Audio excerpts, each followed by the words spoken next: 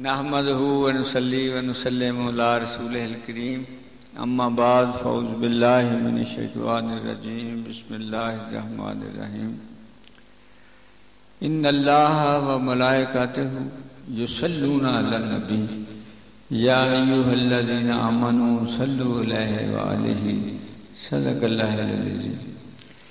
اللہ پاک اور اس کے فرشتے نبی پاک صلی اللہ علیہ وسلم پر درود پاک پڑھتے ہیں۔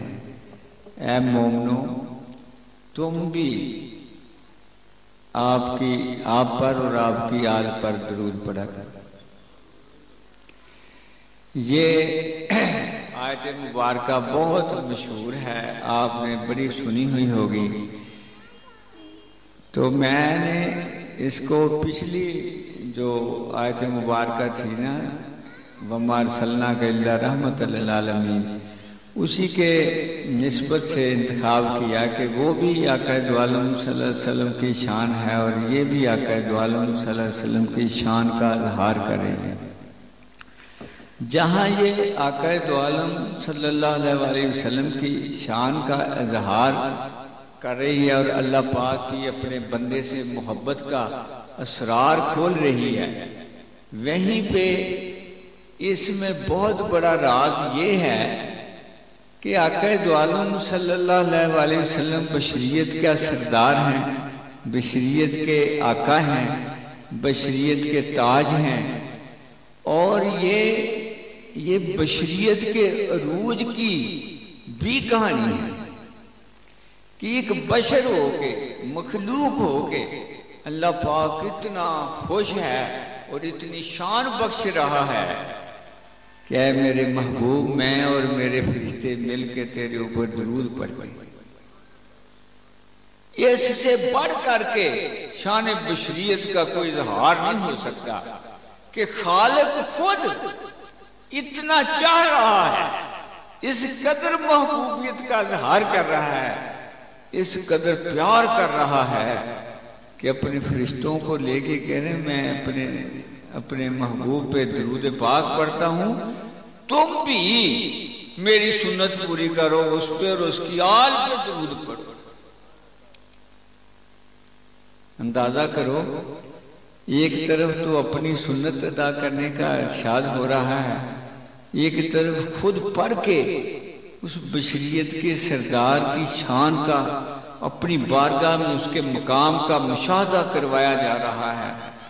لوگوں اس کو ایسے نہ کچھ سمجھ بیٹھنا ہے، یہ بشر مگر انا بشر مثلکم یوحی الیہ، اس پہ وحی بھی اترتی ہے اور وہی وہ اسرار ہے، وہی وہ کمال ہے کہ بشریت کی وہاں پہ جو ہے وہ معراج ہوتی ہے کہ وہ اپنے اللہ سے ہمراز ہوتا ہے، اپنے اللہ سے ہم کلام ہوتا ہے، اللہ کا ارشاد اس کے قلب اتھر پہ نازل ہوتا ہے، اور اس کی زبان سے کائنات کو سنایا جاتا ہے۔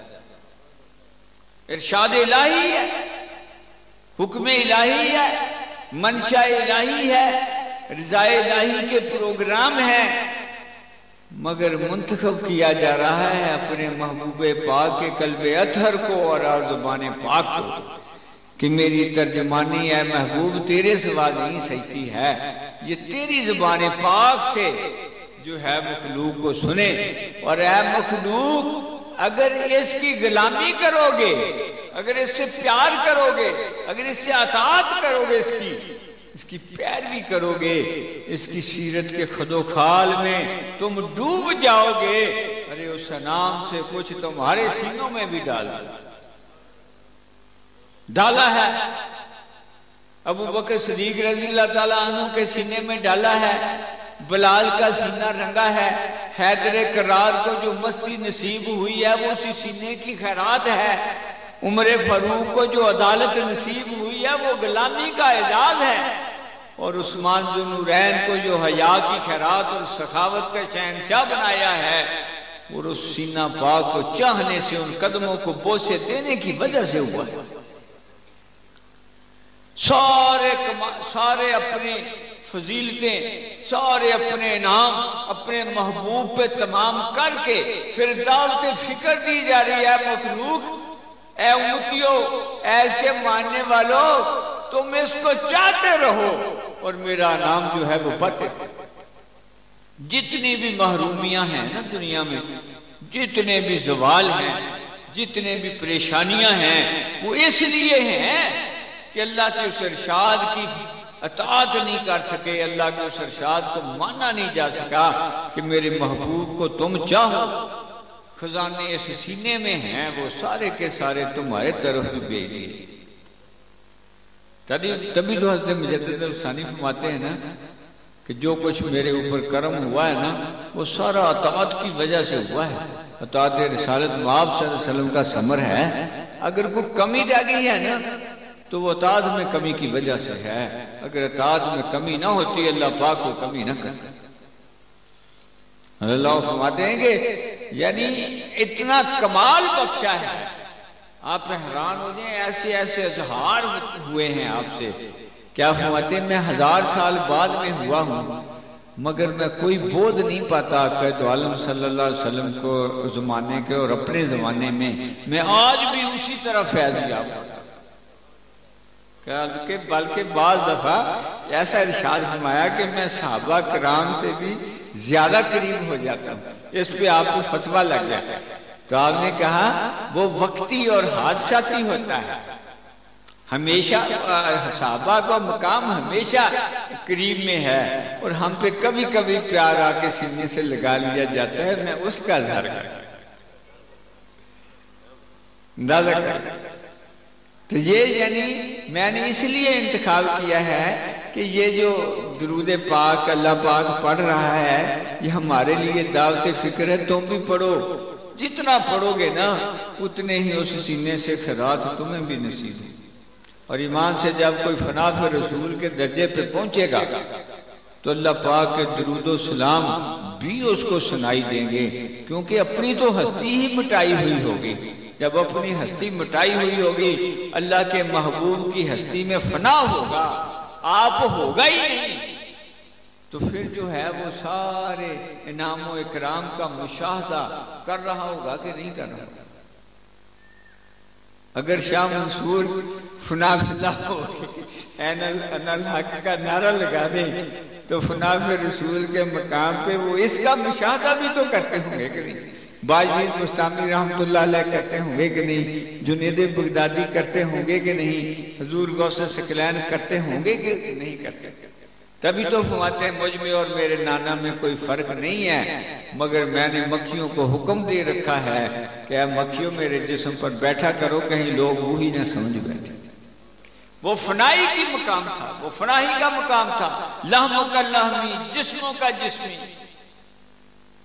کہ غلامی اور محبت اس حال کو پہنچا دیتی ہے، کوئی بودھ نہیں رہنے دیتی، نہ فکر میں رہنے دیتی ہے، نہ فاصلوں میں رہنے دیتی ہے، نہ کسی طرح بھی نہیں رہنے دیتی۔ فاصلے سمٹ جاتے ہیں اور جو وقت ہیں وہ بھی سمٹ جاتے ہیں، ہر چیز سمٹ جاتی ہے۔ بالکل ایسے لگتا ہے جیسے میاں گولر شریف ہماری سرکار کہتے ہیں نا کہ کن فیکون جدو آنکھیں ہنسی اسی بھی کولے ہنس۔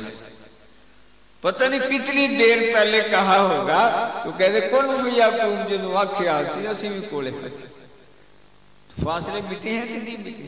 لہذا یہ اس آیت مبارکہ میں دعوت فکر یہ ہے کہ اے لوگو میرے نام و اکرام تمہارے ہی لیے، اے میری مخلوق میرے نام و اکرام سارے کے سارے تمہارے لیے ہیں۔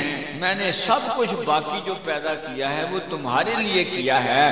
کاش تم جو میرے ہیں نا ان کے ہو جاؤ، ان سے الگ ہو تو ابو جہل ہوتے ہو، ان کے قدموں میں گرتے ہو تو ابو بکر صدیق بنتے۔ اور ابو بکر صدیق رضی اللہ تعالیٰ عنہ اس شان کے مالک ہیں کہ جب وہ سارا مال لا کے دے دیا تھا نا، قدموں میں رکھ دیا تھا، تو ابو بکر بھی بوری کا ٹاٹ کا لباس پہنے ہوئے، حضرت جبریل بھی حضرت ابو بکر صدیق نے سارا مال پیش کر دیا اور ٹاٹ کا لباس ککر کے بٹن ککر کے کانٹوں کے بٹن بنا کے بوری کا لباس پہنا ہوا تھا. جب محبت کی یہ داستان رقم ہوئی تو عرش بھی ہل رہا تھا. ایسے چاہا جائے میرے محبوب کو، اور ایسا چاہ کہ ابو بکر تو نے دکھایا ہے نا، پھر آج میں بھی عرشیوں کو حکم دیتا ہوں سب ایسا لباس پہنے. حضرت جبریل علیہ السلام حاضر ہوتے ہیں تو اسی طرح ٹاٹ کا لباس پہنا ہوا.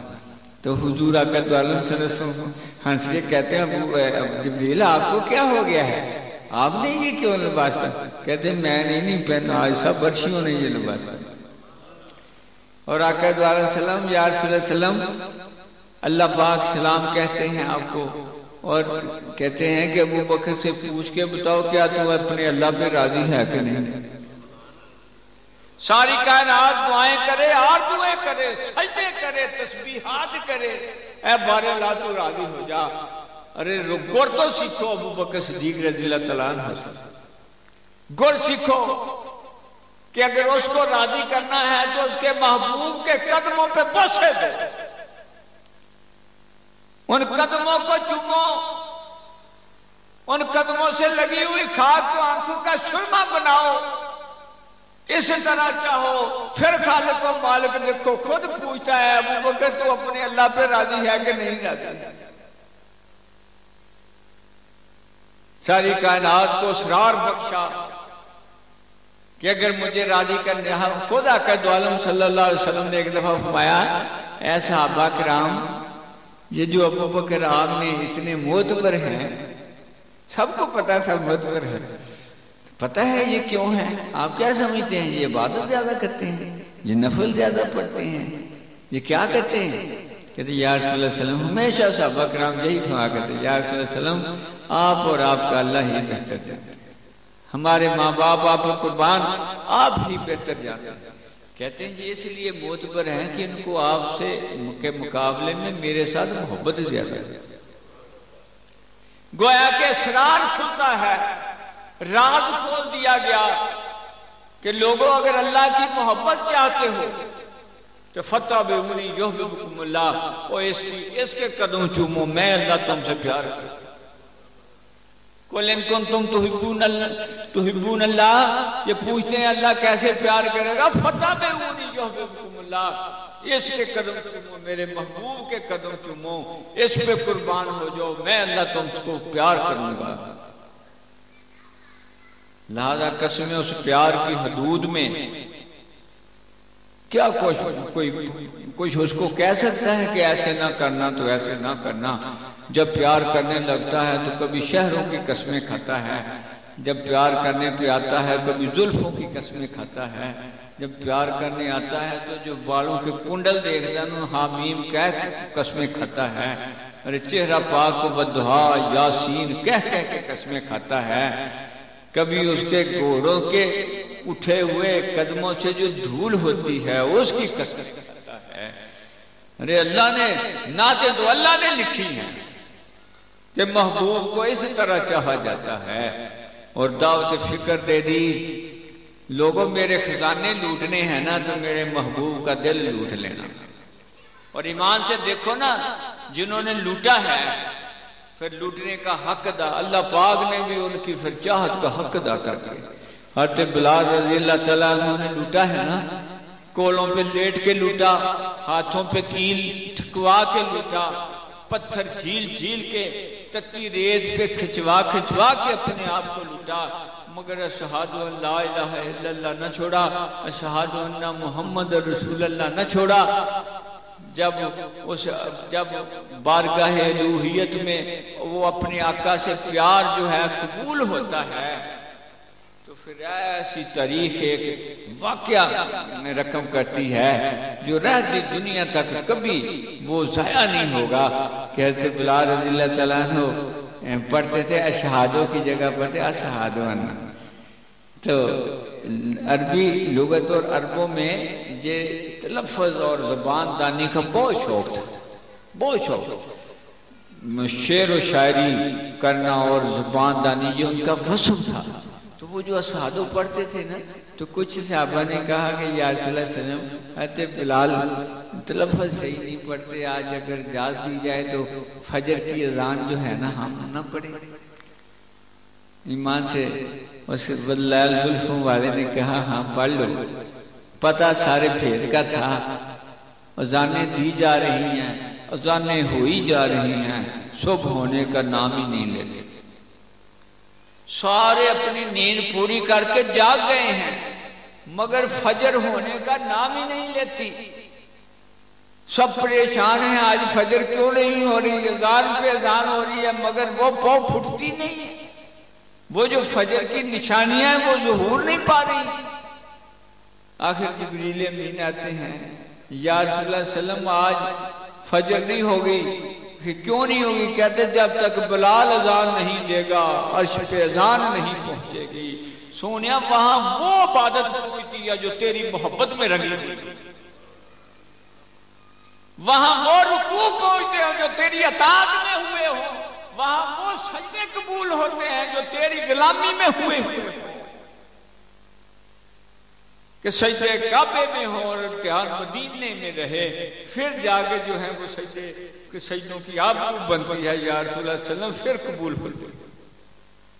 پھر کہا بلال کیا وہ رو رہے ہوں گے نا بلال کہ آج اذان چھن گیا ہے، یہ شہادو کہنا تو میرے بس کی بات نہیں ہے نا، یا اللہ پاک یہ تو تیرا دین تھا نا، آج تو نے یہ محبت جب روئی ہوگی عرش ہلا ہوگا، پھر بلال ہی سے اذان ہوئی تو پھر سحر ہوئی۔ بدلتی ہے کہ نہیں کائنات کی تقدیر، بدلتا ہے کہ نہیں سارا نظام؟ ایمان سے محبت ہو، محبت۔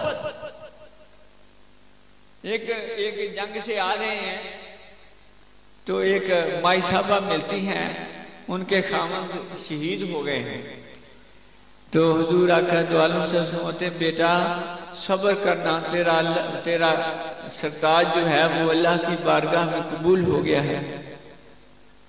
وہ صبر کی پریکٹس تھی، آپ کی تعلیم و تربیت کا اثر تھا، شکر بجا لائی اور گھر کو چل دی کہ خالق اکبر تیری مرضی ہے، جیسے تجھے پسند ہے ایسے مجھے پسند ہے۔ جاتے جاتے آگے جا کے گھر کو جا رہی ہے تو ابو بکر صدیق رضی اللہ تعالیٰ ہم سے ملاقات ہو جاتی ہے، تو کہنے وہ اپنے خامد کی تلاش میں پھر رہی ہیں، وہ ابھی گھر کو گیا ہے۔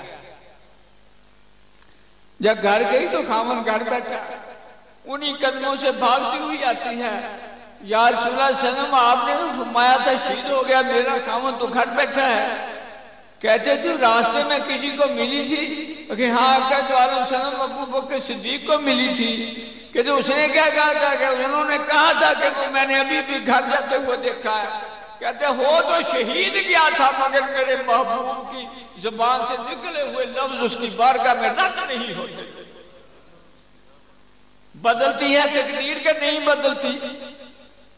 کوئی محبت کر کے تو دیکھے، کوئی غلامی پیش کر کے تو دیکھے۔ آج جو گلے شکوے لیے پھرتے ہیں، جو مصائب و انعام کا رونا روتے ہیں، ارے ان کے لیے دعوت فکر ہے میرے محبوب سے پیار کرو، میرے محبوب کو چاہو، کائنات تمہیں چاہے گی، عرش تمہیں چاہے گا، عرش کا مالک تمہیں چاہے گا۔ جسے عرش کا مالک چاہے اس کو بھی کوئی غم آ سکتے ہیں؟ کبھی بھی نہیں آتے، مگر وہ غلامی وہ نصیب ہوتی ہے۔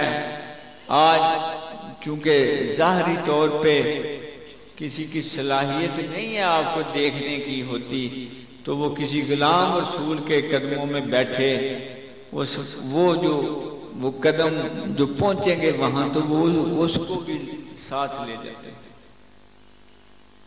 حضرت شیر محمد شرک پوری رحمت اللہ علیہ، وہ ایک حاجی چلا گیا مدینہ پاک میں، تو اس کے پاس وہاں خرچہ ختم ہو گیا، تو لوگوں سے کہتے ہیں میں اب کیسے واپس جاؤں گا۔ اس وقت عرب پہ اتنی خوشحالی نہیں تھی، اس وقت ادھر کے لوگ جا کے ان کی خدمت کیا کرتے تھے، تو وہ کہنے لگے، کوئی صاحب حال تھے، کہنے لگے یہاں ہر روز نا نماز پڑھنے آتے ہیں ایک وہاں سے، آپ بس ان کے قدموں سے لگ جانا، وہ تجھے بھی لے جائے۔ نماز مجھے یاد نہیں رہی کون سی نماز، وہ بھی مسجد نبوی شریف میں نماز پڑھنے جاتے، کہتے جب آئیں گے نا تو انہیں وہ جب وہ لگ گیا گلے تو پتہ لگے کہ اس کو پتہ چل گیا ہے کہ میں کون ہوں، تو کہتے اچھا آنکھیں بند کرو اور میرے پاؤں پہ پاؤں رکھو۔ آنکھیں بند کی، پاؤں رکھے، آنکھیں کھولی تو شرک پور شریف میں لگا کہ لو چلے جاؤ اپنے گھر۔ یہ ہے کہ فیض بٹ رہا ہے، اور وہ غلام رسول کی بارگاہ میں جو آج پہنچتا ہے وہ رسول پاک صلی اللہ علیہ وسلم کی بارگاہ میں پہنچتا ہے۔ ہم یعنی آقا دو عالم اپنے آقا سائیں کے پاس جب سلام ہوتا تھا نا، تو جب ہم نے کھڑے ہونا نا تو پتہ نہیں ہوتا تھا نا، اتنا شعور نہیں، تو اکثر ایسا لگنا کہ یہ تو کسی اور ہی جگہ آ کے کھڑے ہیں، اکثر ایسا لگنا۔ یونس چشتی اور نیازی صاحب آیا کرتے تھے، وہ سلام پڑھا کرتے تھے، تو وہ نہ ایسے لگنا کہ جیسے نا یہ جگہ بدل گئی ہے، ہم کسی اور جگہ پہنچ گئے۔ تو پھر ایک دن نا یعنی خود فرمانے لگے کہ میں ابھی حج تو نہیں کیا، نہ میں عمرے پہ گیا ہوں، مگر مجھے کوئی کہے تو میں مسجد نبوی شریف کی ٹوٹیاں گن کے بتا سکتا ہوں کتنی۔ وہ دیکھ لو گئی وہ ماشاءاللہ ہے کوئی بوجھ، ہے کوئی فاصلہ، ہے کوئی فرق۔ تو آپ کے پاس بیٹھ کے ایسے ہی ایک دفعہ عرس پہ دادو شریف گئے ہوئے تھے، تو سالانہ عرس تھا، تو وہاں پہ عبدالستار نیازی صاحب سلام پڑھنے لگ گئے۔ جب سلام پڑھ رہے تھے نا تو وہ پڑھنے جو مدینہ پاک کی گلیوں میں دیتے ہیں صدا، ان فقیروں، راہگیروں اور گداؤں کو سلام۔ اس فکرے کے اوپر اتنی محفل پہ گداز، سوز اور رونا شروع ہوا، ساری محفل لاہو بکا کر آدھا گھنٹہ کم از کم وہ تکرار سے پڑھتا رہا، کیونکہ وہ محفل رنگ ہی ایسا اختیار کر گئی کہ وہ اس جو مدینہ پاک کی گلیوں میں دیتے ہیں صدا، ان فقیروں، راہگیروں اور گداؤں کو سارے سائیں بابا رو رہے ہیں، ساری محفل رو رہی ہے، خود بخود ہی گریہ تاری کرتے کرتے تو آخر سائیں اپنے سائیں نے یعنی دادا مرشد ہے گرنے پہ آگے رو رو کے، تو حضور قبلہ سائیں نے وہ ساری نیازی کے کندھے پہ ہاتھ رکھا کہ بھی اب آپ بند کر دو اس کو، آگے چلے۔ تو وہ ختم ہوا تو پھر دعا ہوئی، تو ایک آمین کی آواز آئی جو ایسے کانوں میں رس گھول گئی، مگر کچھ پتہ نہیں چلا۔ صبح جب ہوئی نا تو سب لوگ باہر نہر سے اتر چلے گئے، پھر چل کے واپس آئے، تو ہم بچے تھے نا، پہلی دفعہ گئے تھے درگاہ پہ دادا مجھے، تو وہ سب کو لے کے ارشادات فرمانے لگے کہ میرے پوتے آیا ہے۔ تو وہ ارشادات فرمانے لگے رات جس نے جو بھی کوئی دعا مانگی تھی وہ قبول ہو گئی ہے، کیونکہ آقا دو عالم صلی اللہ علیہ وسلم خود آمین فرما رہے تھے۔ وہ یعنی تو مجھے ایک دین کے پیے تھا، اس نے دعا کا کہا تھا کہ میرے نا 7 بیٹیاں ہیں، میرے لیے بچے کی دعا کرنا۔ تو ہمیں تو سائیں جی نے ایسا کیا ہوا تھا کہ کوئی دعا مانگتے تھے تو اس کی دعا جو ہے نا وہ یاد رکھی، کیونکہ اس سے وہ بنایا تھا، وہ کنسیشنل ٹکٹ بنتا تھا نا، وہ بنا کے دیتے تھے، تو وہ پھر ریلوے والے آدھا کرا لیتے تھے۔ تو میں نے وہی دعا مانگی کہ اے بار اللہ، وہ اس نے کہا تھا کہ میرے بچہ وہ ٹھیک ہم 1 سال بعد سائیں ہمارے مرشد پاک یونیورسٹی میں آئے، تو وہ نہ بھاگا ہے حضور آپ کے بچے جا رہے تھے، میں نے دعا کا کہا تھا، اللہ نے مجھے 7 بیٹیوں کے بعد بیٹا دے دیا۔ یہ ہے غلام رسول جو بارگاہ رسالت مآب صلی اللہ علیہ وسلم میں بچا دیتا ہے، اس کے بغیر جو ہے وہ کوئی نہیں پہنچتا ہے۔ کوئی ضد کرے تو اس کی اپنی مرضی ہے، مگر غلام رسول کے بغیر رسالت مآب صلی اللہ علیہ وسلم نہیں ملتے، اور رسالت مآب صلی اللہ علیہ وسلم کے بغیر اللہ نہیں ملتا۔ یہ چین ہے، اللہ پاک نے بنایا ہی ہے۔ غلام رسول کون ہے؟ وہ ہے جو بارگاہ رسالت مآب صلی اللہ علیہ وسلم میں مریض کو لے جانے کے قابل، کوئی فراڈی نہ ہو، کوئی چکر باز نہ ہو، کوئی دنیا پرست نہ ہو، وہ بس خدا پرست ہو، واقع دو عالم سے ان کا عاشق صادق ہو، پھر اس کے جو بھی اس کے آستانہ پہ آتا ہے وہ واقع دو عالم سے ان کی بارگاہ میں وہ اس کو پاک صاف کر کے پہنچا دیتا ہے۔ جو پہنچا دیتا ہے تو وہ پھر اللہ کی بارگاہ میں پہنچ جاتا ہے۔ اللہ پاک ہمیں اس فیضان الہی سے بھرپور فیض لوٹنے کی صلاحیت اور توفیق عطا فرمائے کہ اے بار الہ ہمیں اپنے محبوب پاک صلی اللہ علیہ وسلم کی اتنی غلامی عطا فرما کہ اس غلامی سے تو خوش ہو جائے اور ہمیں بھی وہ اعزاز نصیب ہو جائے جو انعمت علیہم۔